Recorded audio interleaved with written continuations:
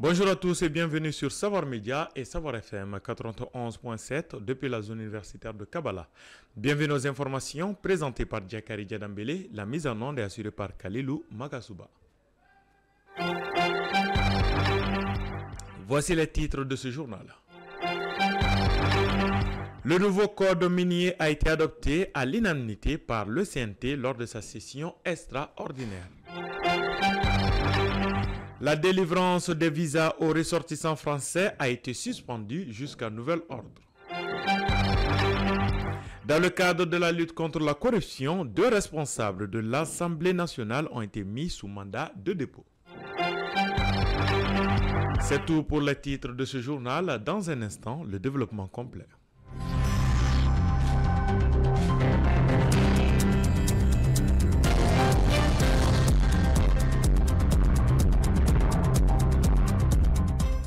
Et bienvenue dans cette page d'édition du jeudi 10 août 2023. Comme annoncé dans les titres, adoption à l'unanimité du nouveau code minier par le CNT.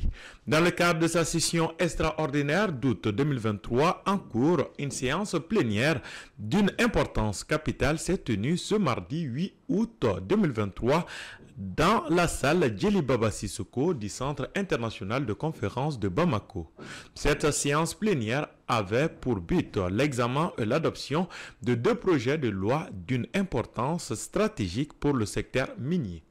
Au cours des délibérations de cette plénière se trouvaient le projet de nouveau code minier en République du Mali et le projet de loi relative au contenu local dans le secteur minier.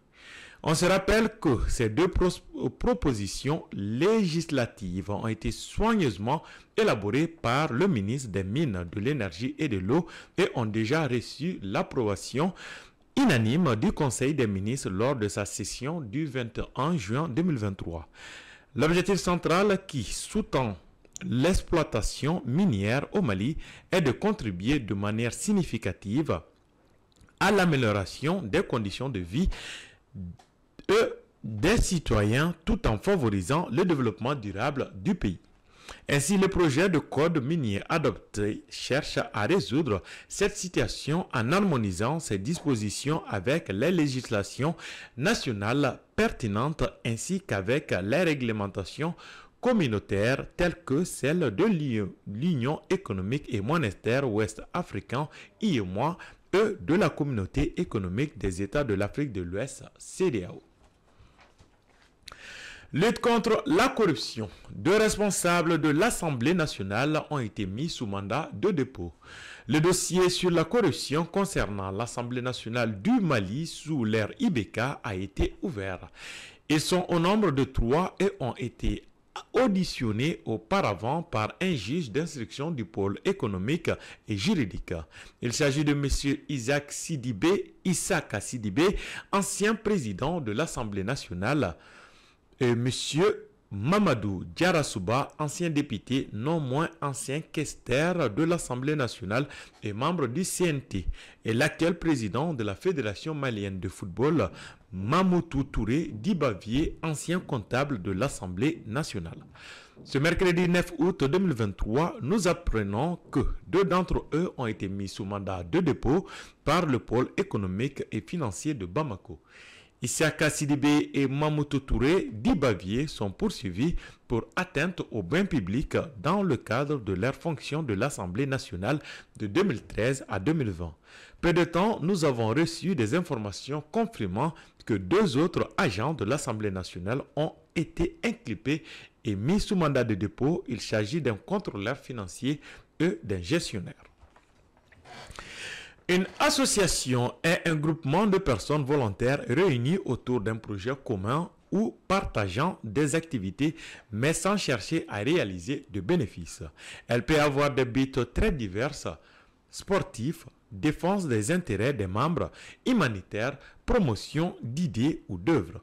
Aboubakar Kanouté s'est intéressé au sujet. Écoutons ce reportage. La loi numéro 04-038 du 5 août 2004 définit en son article 2 l'association comme la convention par laquelle plusieurs personnes mettent en commun d'une façon permanente leurs connaissances ou leurs activités dans le but autre que de partager les bénéfices. Depuis la promulgation de cette loi régissant les associations en République du Mali, la création de multiples associations de différentes catégories ne se fait plus attendre. Des associations de jeunes, de femmes, des associations environnementales. Cependant, quel rôle ces différentes associations jouent dans le développement du pays? Sadio Sédou Koulibaly, banquier et membre de Rotarac. Les gens qui parlent d'association parlent de regroupement de personnes autour d'un idéal ou de certains idéaux. Ces idéaux font généralement trait à certains secteurs d'activité de la vie courante, notamment l'éducation, l'assainissement, encore le développement communautaire de façon générale. Ainsi, ces associations viennent en aide à des populations bien déterminées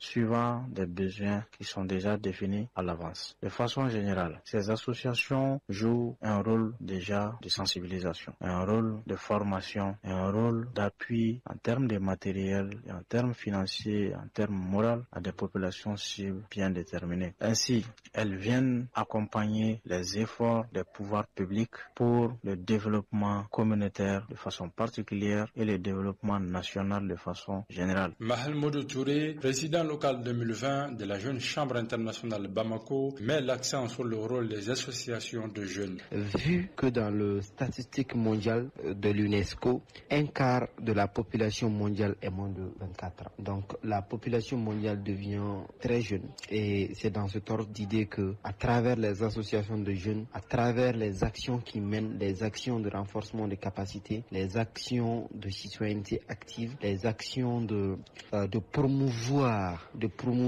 l'innovation, les actions entreprenantes. Parce que on a vu que, selon les constats, que seuls les jeunes peuvent faire bouger le monde, peuvent faire émerger le monde à travers ces différents aspects-là. Par ces entreprises et rassemblements, nous nous rendons compte que les Maliens semblent comprendre le sens de ce proverbe. L'union fait la force. Suspension jusqu'à nouvel ordre de la délivrance des visas aux ressortissants français. À travers une note d'information postée sur sa page officielle, le ministère des Affaires étrangères et de la coopération internationale affirme avoir été surpris d'apprendre par voie de presse que le ministre de l'Europe et des Affaires étrangères françaises a classé le Mali en zone rouge.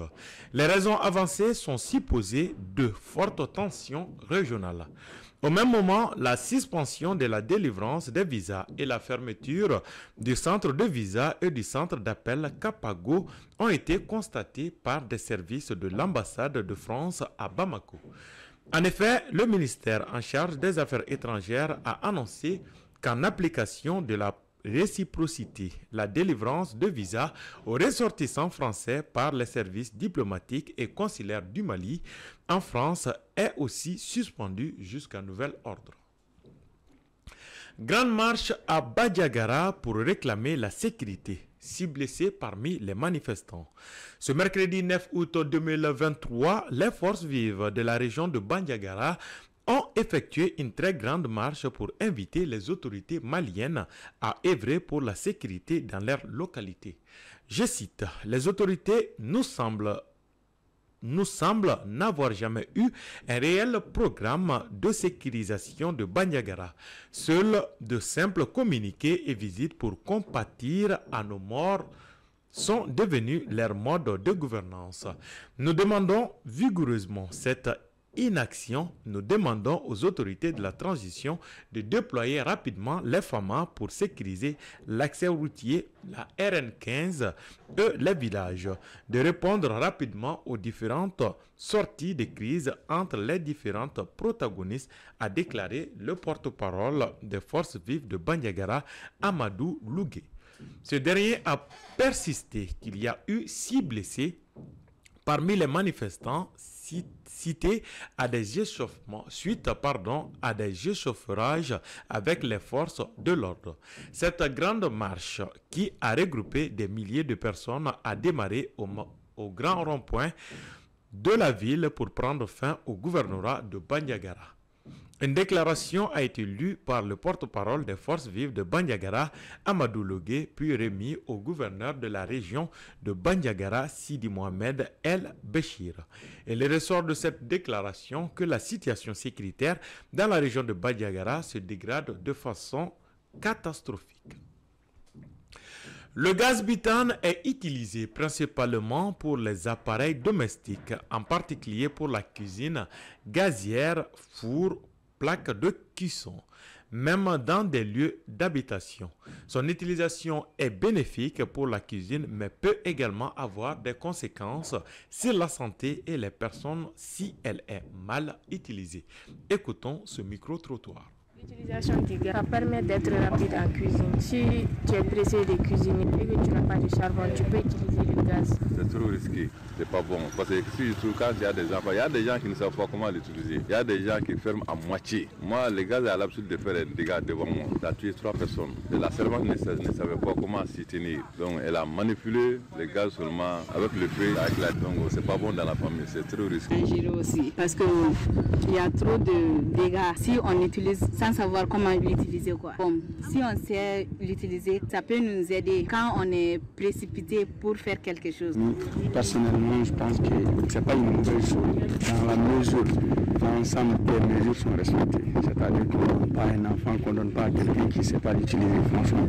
Mais je dirais encore que c'est dangereux dans la mesure. Autrement, il commence à avoir de négligence dans l'utilisation. Par exemple, quelqu'un qui ne sait pas l'utiliser, voilà, il se jette là-dessus, mais on laisse le gaz à la portée des enfants, ça peut porter préjudice. La position du gaz dans la famille, c'est à la fois pratique et inconvénient.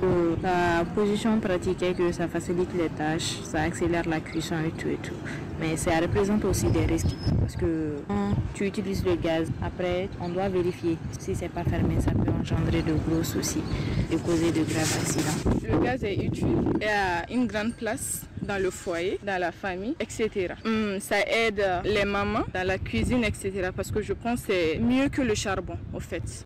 Pour l'avantage quand même, c'est un peu important, c'est nécessaire. Mais sur le côté inconvénient, c'est un danger dans la famille quand même. Parce que n'importe qui peut utiliser le gaz, surtout les enfants. Donc ça peut amener du danger.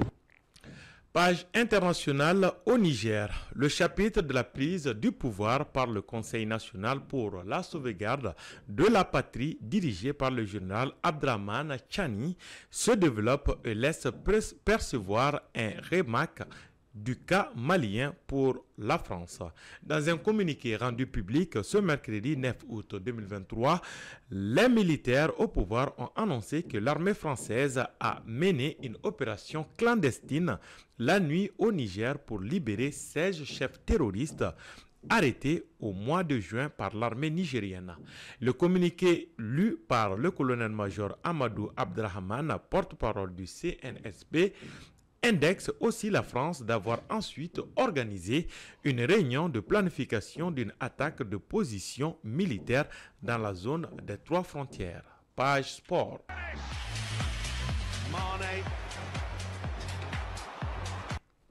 Coupe de la cohésion sociale de Madame Touré Korotoumou Traoré. L'équipe BS écrase le FC Bouri pour la victoire. La 2e édition de la Coupe de la cohésion sociale parrainée par Madame Touré Korotoumou Traoré a atteint son apogée le dimanche 6 août 2023 sur le terrain de l'association sportive de Bamako ASB à Kalaban Yerekoro. L'équipe Team Base a remporté le trophée face au FC Bouri avec un score sans appel de 3-0.